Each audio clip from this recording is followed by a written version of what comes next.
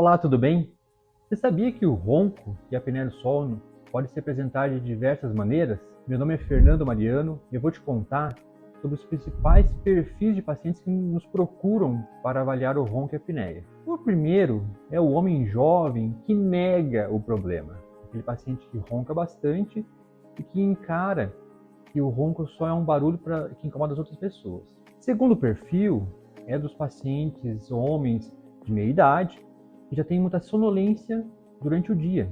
Aquele paciente que muitas vezes já está fazendo tratamento para hipertensão, diabetes e que não está com o quadro de apneia ainda esclarecido.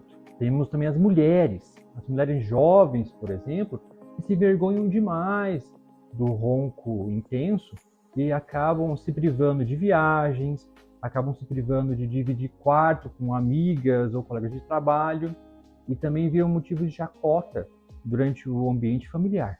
Também temos as mulheres de meia idade, perto da época da menopausa, e que sentem muita fadiga, muito cansaço, uma sensação de sono não restaurador. E por fim também recebemos as crianças.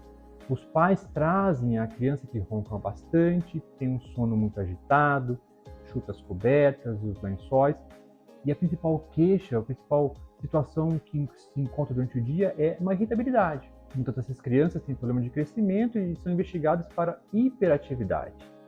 Você pode perceber que são vários perfis e quem sabe algum deles se encaixe em você ou até nas pessoas ao seu redor.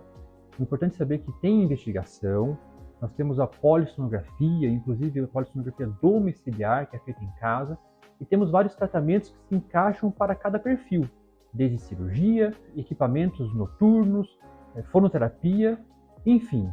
Procure um especialista, estamos aqui preparados para receber você. Um grande abraço.